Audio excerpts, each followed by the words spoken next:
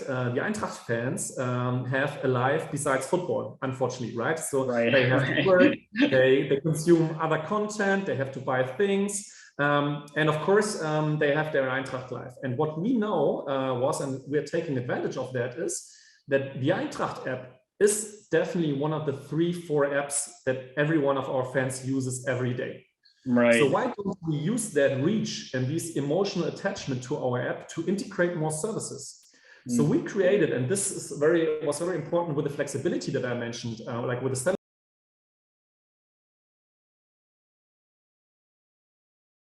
Hi, everyone, and welcome back to the Sporting Global podcast. And today I'm here with Timm Jäger. And Tim, how's life in Frankfurt? How is everything going? Very good. I mean, it's quite cold at the moment, but we are like facing a very interesting match coming up on Thursday against FC Barcelona in the Europa League. So mood is very good and looking forward to that big match. Absolutely. I mean, like, what is your, I guess, predictions for the game? I mean, of course, we compete to win. So let's see how that works out.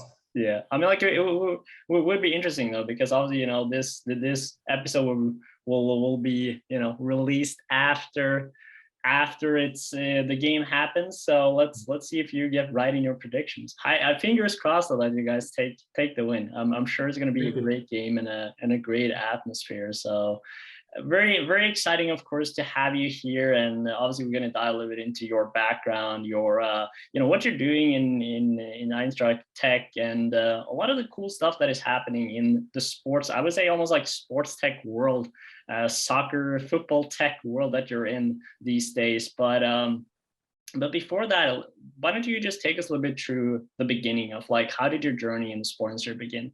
Take us from where it all started, I guess. Yeah, so actually I was born really in Frankfurt, but I didn't study here. I studied, the German part of my studies was in Bamberg, which is a small city in the south in Bavaria. Half of my studies I did in Buenos Aires during my master time. I mean, here in Germany it was called Diploma during that time, long time ago. And I did my thesis in Rio de Janeiro. So I studied international business with English and Spanish. I joined the Boston Consulting Group as a management and strategy consultant after my studies, worked there for almost 3 years, like typical time to work in consultancy. Then afterwards, I joined BMW in their headquarters in Munich, worked for BMW in their strategy department for 4.5 years. And then I was contacted by Eintracht Frankfurt and asked to take over a role as advisor to the executive board. To join the club in 2017, and since then I'm working for Eintracht Frankfurt, and that was my path into professional sports. Awesome. Did you ever kind of, I guess, plan or dream about working in sports, or was that kind of like not on your radar, or how did that sort of, like, I guess, happen, and I guess when you made that decision, why? Well, I think like every boy or girl's dream when he or she is interested in football is at some point in time to work in professional football. But of course, I was played football when I was younger. As I said, since I was born in Frankfurt, I always have been a fan of Eintracht Frankfurt. But when you get older, when you grow older, then of course it's, at least for most of the people, when you focus on business, it's not so much on your focus anymore. At least it wasn't on mine when I finished my studies and I joined the strategy consulting within BCG and then worked for BMW. At some point in time, you realize, okay, you're more into this traditional field of business. Actually, the contact between me and Eintracht, apart from my private passion for the club, came in 2013 when I did a project for BCG for Eintracht Frankfurt. This is when I got first in contact with the business side of the club, and I thought, oh, okay, that's very interesting. But then I left BCG, joined BMW, so it was kind of closed this episode for me. But yeah, then the club decided to go into a new business area. And remembered me, and this was a chance for me to have a look at the business strategy of the club and like any opportunity to become a part of that business strategy and a part of my favorite football team was too tempting not to do it. So basically that was the way how I joined the club.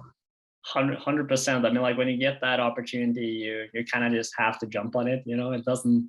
I guess it doesn't happen that often, and so it's a little bit about grabbing the opportunity when it's there. And I'm sure you don't regret that decision, considering also like you're gonna be part of, I guess, the big game coming up now, in a sense. You're part of the team, and now you're playing against Barcelona. I'm like, it's kind of like a dream come true in a sense.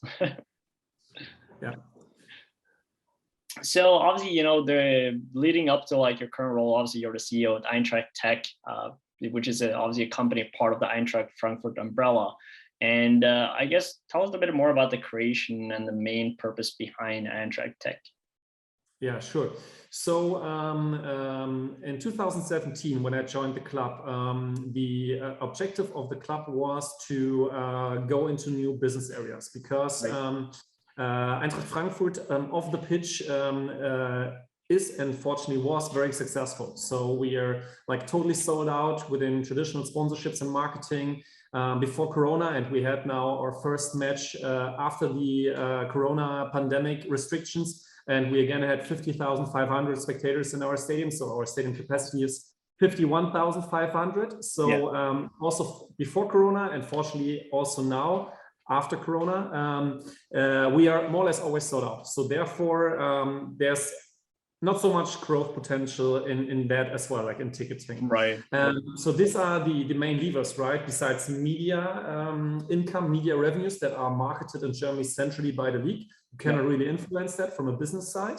So like the two main levers, which is sponsoring and ticketing, there was not so much growth potential at that time. So of course, the club could have said, well, I mean, we are doing good business. Let's just continue that the way it was like the last 123 years. That's how long Eintracht exists already. But we see that the competition, or we saw at that time that the competition is changing. More and more investor-led clubs are joining the Bundesliga. I mean, you see that in Leipzig, you saw that in Hoffenheim. Of course, before that, you had Wolfsburg with Volkswagen, you had Bayer with Bayer, the pharma company behind that. You see that now with an investor joining Hertha Berlin. So you see that more and more clubs are bringing in investors, and of course, they have now money coming from externally that, for example, we don't have. What we of course want to do is still to compete on the pitch with these clubs. We are now qualified for quarterfinals of the Europa League. 2 years ago, we played against Chelsea, like in the semifinals of the Europa League. We won the German Cup in 2018. And of course, we have this ambition to be very successful in the sports field. But to be successful on the sports field, of course, you need a specific or a certain amount of money to get the best players. Right. And this is, and we don't have these external investors involved in Eintracht Frankfurt. So therefore, we decided, well, if there's not so much growth potential anymore on the traditional sports business side, then we have to be more innovative, in our case, more digital than others, and go into totally other fields of business. And this was, in our case, digital-driven business models. And therefore, we started that as a project in 2017. And then it grew. And 2.5 years ago, we founded an own company, an own subsidiary, EintrachtTech. You already mentioned that, which I have the pleasure and honor to be the CEO of. And this tech company is now one of the most important business pillars, strategic pillars of Eintracht Frankfurt, which has the objective to generate additional revenues, which then we can give to our sports department. Let's put it like that in a very, very simple way. Yeah. No, it makes a lot of sense. And I think you're touching upon something really important, right? Because obviously you want to compete and you need to have, the revenues and the resources in order to compete in that essence. And I think, you have to, like, I guess if we're thinking about this from a younger mind, right, that are coming into the industry, and I think a lot of people are just like, well, you have to compete on the field, right, and you have to like put a lot of your resources in there, which makes sense, right? But if you don't have the revenue on the business side, you can't allocate that money enough, to balance it out. You need to grow on both sides in order to, have the results that you want overall on the field. And you talked a lot about, I guess, like more on the, digital strategies, the digital, areas that you're focusing on. And I wanted to talk a little bit about, specifically on the implementation of the Mein Aquila app. I don't know if I'm pronouncing that right. Maybe not. About roughly, and how, I guess, in a sense, it benefits the club and the Eintracht Frankfurt community. Just tell us a little bit about the thought process around it, like why you kind of like focus on this app, what's the main purpose behind it, and so forth. Absolutely. So to start with, let me shortly explain the 4 main business areas of Eintracht. Sure. Yeah. So one, you already mentioned on the B2C side, on the fan side, it's our app, our platform that created, which has the interface via our app, Mein Aquila. So this is one area which I will concentrate on in the following. So this is a very important business area, the B2C part. On the B2B part, we have a strong focus on Internet of Things. We founded now a digital hub called Arena of IoT, where we have, and this is, for example, I should also explain that, we actually are a tech company. We have own software developers, backend developers, front-end developers on the software side. We have own IoT, Internet of Things experts. We have own data analysts. We have own esports experts. And so we, in this part that I am allowed to represent, we are not a football club. We are a tech company, which is owned by a football club. So in the Arena of IoT part, we bring in our IoT Internet of Things expert together with technology companies, technology experts from all over the world to experiment, to elaborate on Internet of Things models in our stadium, like smart energy, smart facility management projects. It's related to intelligent visitor flow control, what we're doing. So it's really experimenting on the B2B side on technology, which if it works in our stadium, these technology partners can implement that on airports, on train stations, on commercial centers. So this is really hardcore B2B Internet of Things projects that we are doing in this business area. Yeah. The third business area, besides B2C, platform and app, B2B, Arena of IoT, the third pillar is esports. We are one of the most successful esports clubs in Germany from a football perspective. We have, of course, we do FIFA. I mean, this is very makes total sense. But for us, the most important thing is in League of Legends. So after Schalke, which was like the front runner here in Germany with the LSC Sport, for example, they had and just recently sold, we are number 2 in League of Legends. We have our own esports academy. More than 100 young kids are getting trained in League of Legends and FIFA here in Frankfurt, and they form our teams. Yeah. So this is a strong focus of EintrachtTech, and then we have our tech and startup corporations. So in 2017, we were the 3rd club in Europe to have an own startup program after Barcelona and Arsenal. We had our sports tech accelerator program, where we brought 15, or from our perspective, the 15 most interesting sports tech startups to Frankfurt to do a boot camp with them, an accelerator program with them, and of course everything with the objective to get very close and very early to innovations. So this are the business areas that we're focusing on.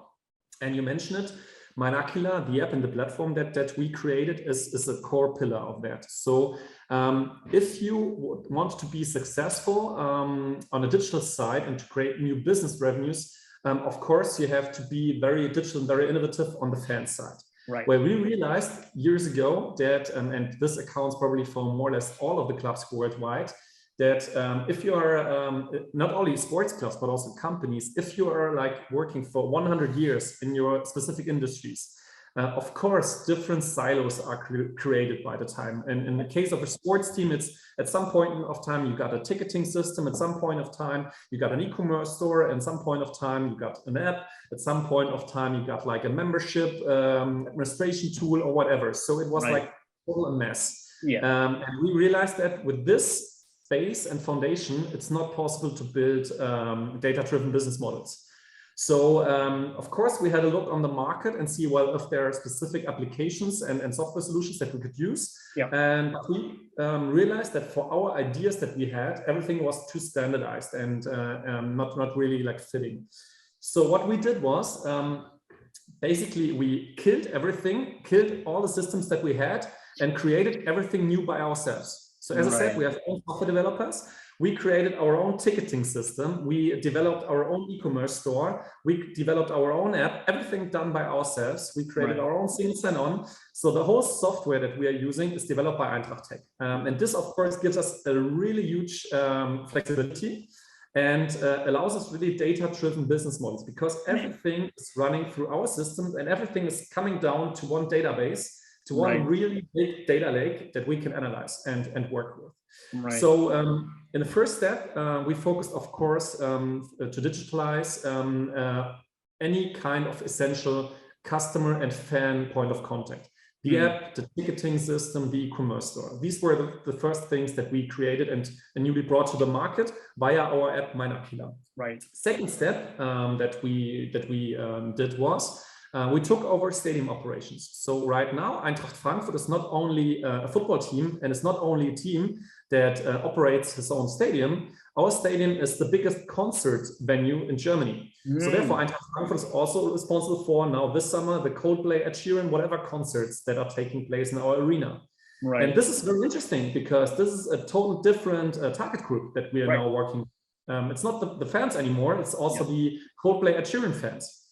And what we did was, in the second step, to link the app to our stadium. Of course, you can buy tickets to football matches via our app, but now you can also buy tickets to concerts. You can connect with the Wi-Fi of the stadium via our app. By next summer, in the third quarter of this year, we are going to introduce in-seat delivery, which we ourselves. We can order food and drinks to your seats. We developed together with Deutsche Bank and MasterCard our own mobile digital payment solution, where you can buy with your app now, with our app in our stadium. And this is the most important step. The third one, which we started, is to create a relevance for everyone's daily life here in the region. What does that mean? Of course, we know that the Eintracht fans have a life besides football, unfortunately, right? So they have to work, they consume other content, they have to buy things. And of course, they have their Eintracht life. And what we know was, and we're taking advantage of that, is that the Eintracht app is definitely one of the 3-4 apps that every one of our fans uses every day. So why don't we use that reach and this emotional attachment to our app to integrate more services? So we created, and this is was very important with the flexibility that I mentioned, like with a standardized solution, it's not possible like that. We created a very standardized solution, a very standardized marketplace where we now connect our partners with. That means that we are selling energy tariffs. We are selling now insurances. We are we integrated the logistics company, so you can see like a real-time view on where your parcel is that you ordered via Eintracht Frankfurt. As I said, you can pay with that. We have integrated content related to politics, things that are going on in the region. So we created a small hub for everyone's daily life. We are still at the beginning with that, integrating more and more partners. But the idea is leaving this traditional field of sponsoring, where you have like a boring banner in your app and you click on that and you're coming to a specific company website. We are fully integrating them like a small Amazon marketplace. We're integrating partners and selling their products. And this is the business model. Of course, we earn with every product that we sell, like Amazon does it, with a specific provision. And now with this approach, we are creating totally new revenue streams that other clubs don't have, that give us a competitive advantage. Yeah, no, for sure. I mean, like there's a lot of thanks for like unwrapping a lot of the things here, because I think it's a lot of stuff that I want to touch upon, but I want first and foremost just talk a little about all the amount of data that is coming in here. And I think like that's has been a lot of big challenge for organizations, for companies, sports organizations and clubs out there, is that there's a lot of data there, but how do we utilize it? Just talk a little about, I guess, like, and you mentioned like some of the steps that you were doing, but just talk a little about the funnel and how are you ensuring that the value that you are the data that you're getting out there is actually valuable for the club, for EintrachtTech, and obviously at the end of the day are benefiting the community. Yeah, absolutely. So I think the first step is that you need a clear digital strategy. And for a clear digital strategy, you need total transparency about your current digital status quo. Every club has to do that. Doesn't matter if the club wants to focus on digital business models or not. I think everyone has to do like let's say due diligence on the digital status quo, because even though or let me put it that way, if you don't do that, you will face problems in the future. That's 100% clear. And we did that, and as I said, I'm very honest, it was a mess. So we realized that with the systems we had, that we're not talking to each other, where the data wasn't fully aligned, sharing different applications, we cannot work with. So it was very important for us to create a digital strategy and a digital landscape where how the perfect IT architecture should look like. And related to that vision and to that strategy, we during the last, I mean, now it's like last 4 years, it's nothing that you can do like within 6 months. It's not possible, right? So especially we are not like a club that plays Champions League every year. So it takes time. I mean, we were a very small team at the beginning and had to build that up. So that was the most important thing, to do the homework, to create like an IT architecture that allows us to really work with the data. So this was the first step. The second step was to bring in the know-how within the club to work with the data, because we started with, okay, the data was a mess and the systems was a mess. Okay, we created a new IT architecture where the systems were really perfect. Next step was, okay, we have a lot of data. What are we going to do with that? Of course, we need data analysts. So we hired data analysts and brought them on board. It was very clear for us that we have to understand fan behavior more. We have to understand what the fans really want.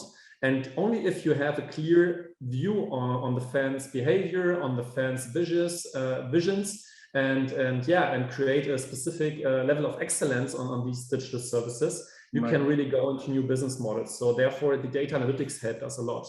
And then the next step was to bring in like the business development know-how, bring in ideas, work on new concepts. And it's very important to have always like the fan in the center of your thinking, because you go into fancy business models, but by the end of the day, the fan says, well, I don't need that.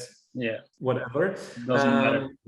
Then it won't work. So this is, I think it's a step-by-step approach with a clear vision that you need.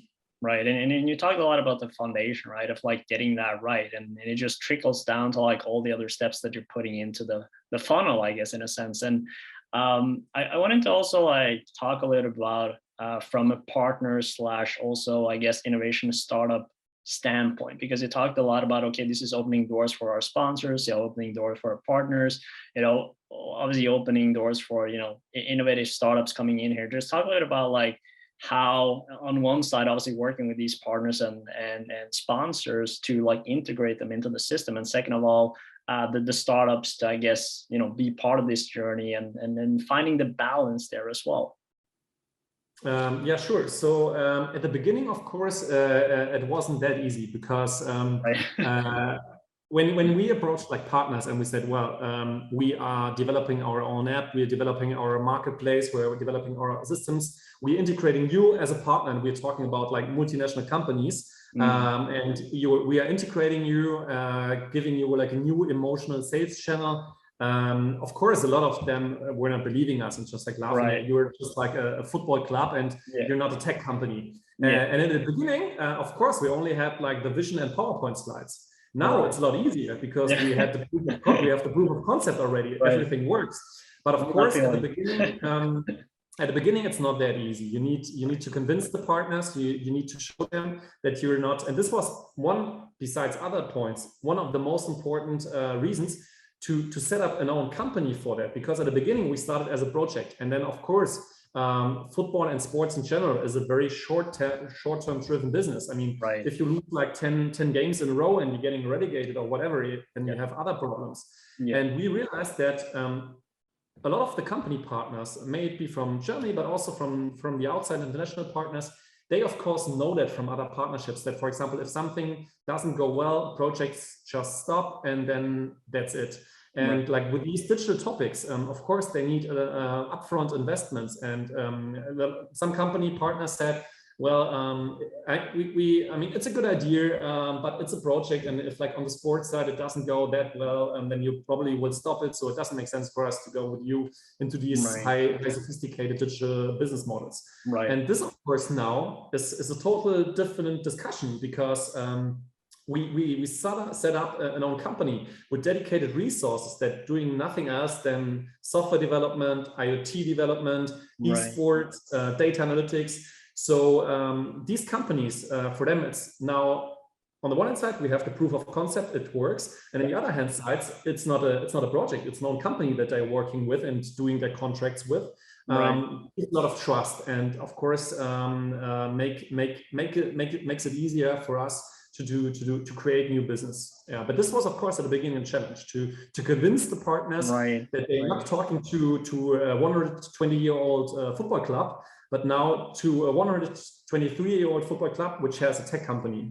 Yeah, no, I mean, like, I think it's very interesting what you're touching upon here too, because obviously, you know, being in the startup bubble, being in the startup world, I mean, like, I know the challenge, and I think people just kind of you know, kind of expect that in a sense like, well, but you're like a proper club, you know, like everyone will listen to you, you know, and it's, I mean, like, at the end of the day, like, it comes down to those hard questions, right? And like having that proof of concept, showing that it works. And as you said as well, like, how do we, you know, limit the risks that are involved with it for our partners, for understanding, you know, what is the overall vision of what we're trying to achieve here. And I think is a very important, you know, way you're talking about that. And I guess, you know, we have talked a little bit about, you know, I guess a lot of, you know, digital models you're exploring. And I guess, like, I want to, you know, look a little bit further ahead on some of your plans for the future. And you mentioned some of the things that you are working on, but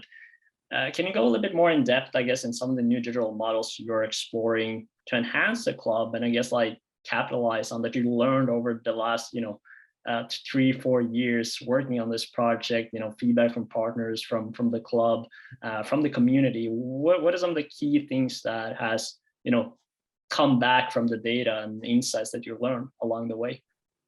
I think we could talk about that like for 3 hours, but let me just try to define like two, three things that illustrate it. So what we see in general, and I think this doesn't only account for Germany, it probably also accounts for other countries, the way partnerships in sports work from our perspective is changing. Like in the past, like traditional sponsoring was enough for the partner companies. They just wanted to see the reach, and they put their logo somewhere in the stadium or wherever on digital channels, and then that's it. But now they are more like analytics driven. They want to see the value add of that. They want to understand what was the return on invest that they did.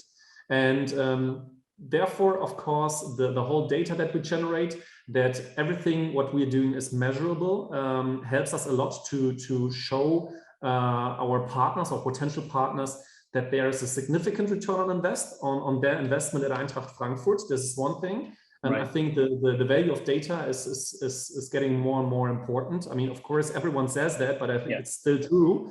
That is like the value of data analytics is getting more and more important. That's one thing. Of course, an acquisition of new partners, but also on the retention of old partners, because they're also seeing, they also want to see what the effects of new sponsorships are. This is very important. What we also see that from a sustainability perspective, it brings a totally new dimension to that in our arena of Internet of Things. For example, what we did was that we have a very big area that our stadium is like allocated or located in the middle of a forest here in Frankfurt. So we brought in sensors in the soil, not only on the stadium pitches and on the training pitches, but also like on in the forest here around surrounding our stadium, to get data about how dry the soil is, if it needs more water, and from a sustainability perspective, that's very important. Also, the topics that we're doing on smart energy in our stadium, or smart facility management, smart cleaning, that you're not wasting any kind of resources, maybe water, maybe energy. It has a higher effect on the bottom line to on the one hand side reduce costs, but on the other hand side, to be a sustainable club. And this, I think, is getting more and more important.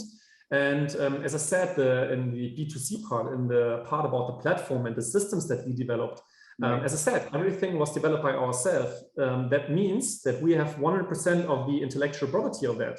So what we're doing is, by the end of the year, starting white label sales to other clubs, maybe in football, maybe in sports in general, maybe stadium operators, and offer our software solutions that we developed here to other clubs that, for example, cannot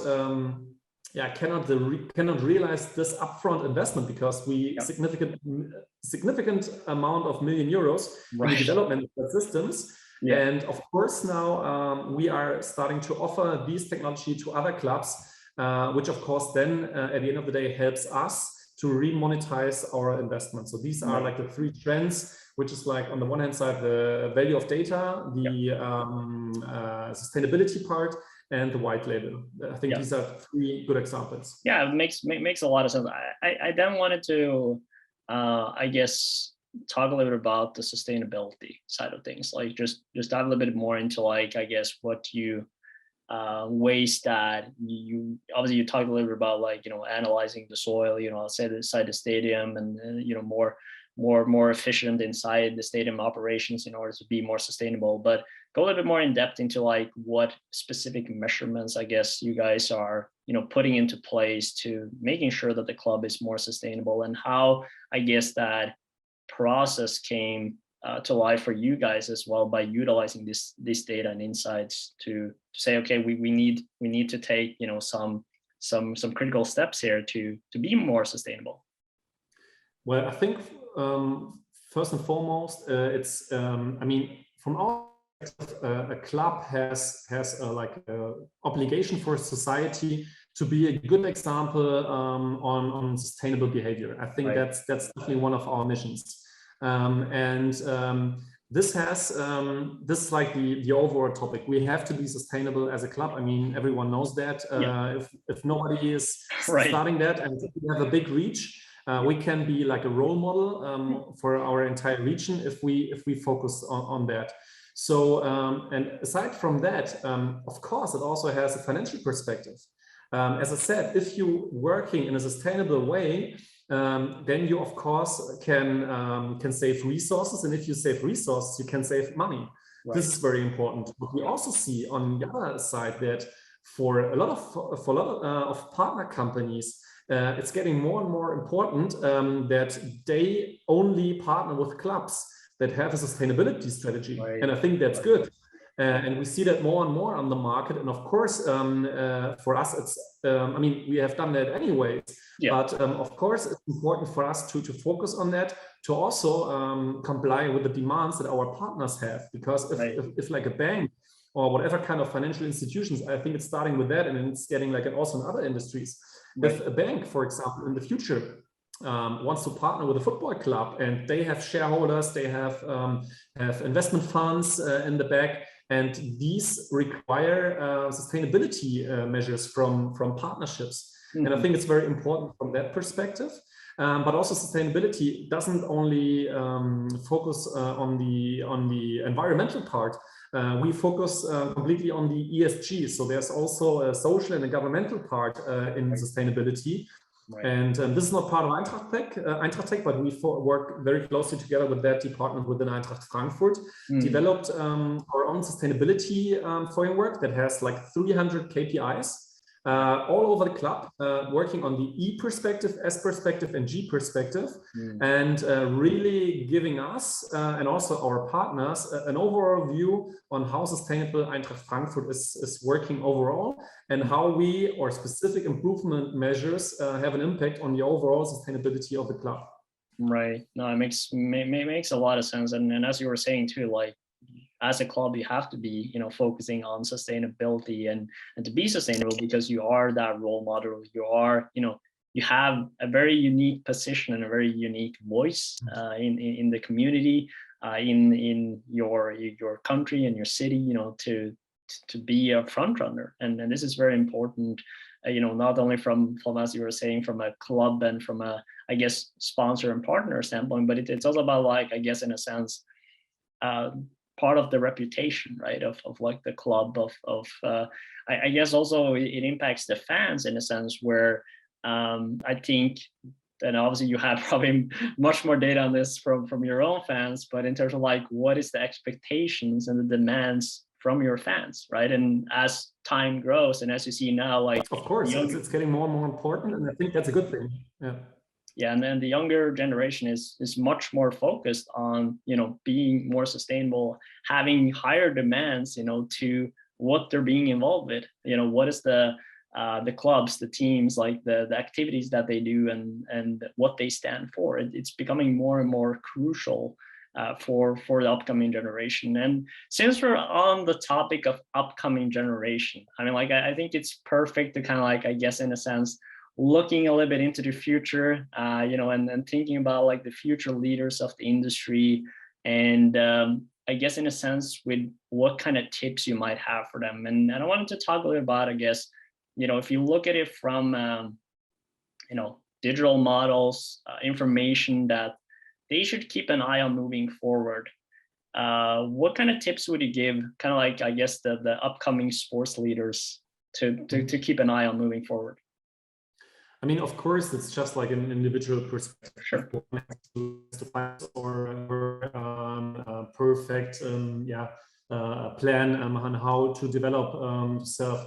But from my perspective, like topics we touched on already, like sustainability, digitalization, just to name two, are getting more and more important. And these are not traditional fields of sports and sports management.